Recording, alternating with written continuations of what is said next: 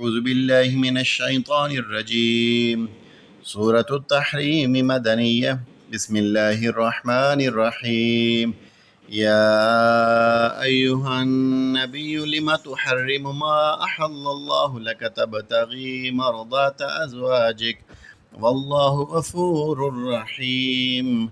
قد فرض الله لكم تحلة أيمانكم والله مولاكم وهو العليم الحكيم.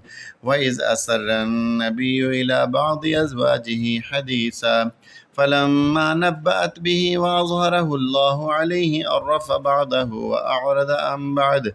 فلما نبأها به قالت من أنبأك هذا؟ قال نبأني العليم الخبير.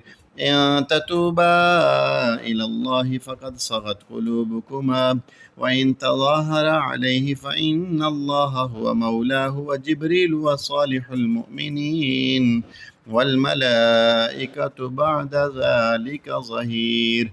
عسى ربه إن طلقكن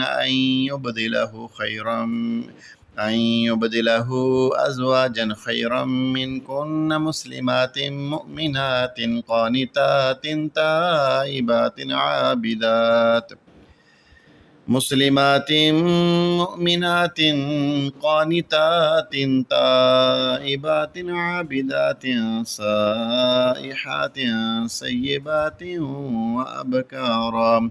يا أيها الذين آمنوا قوا أنفسكم وأهليكم نارا وقودها الناس والحجارة عليها ملائكة غلاظ شداد لا يعصون الله ما أمرهم ويفعلون ما يؤمرون.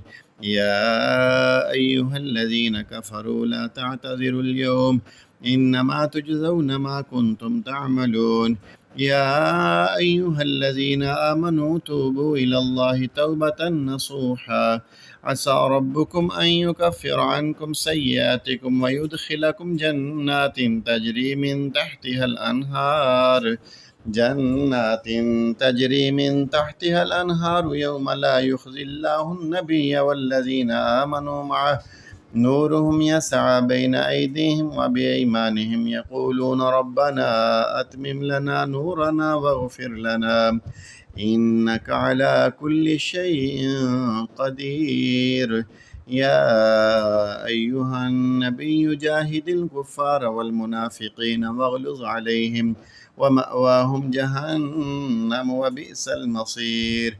ضرب الله مثلا للذين كفروا امرأة نوح وامرأة لوط كانتا تحت عبدين من عبادنا صالحين فخانتاهما فلم يغنيا عنهما من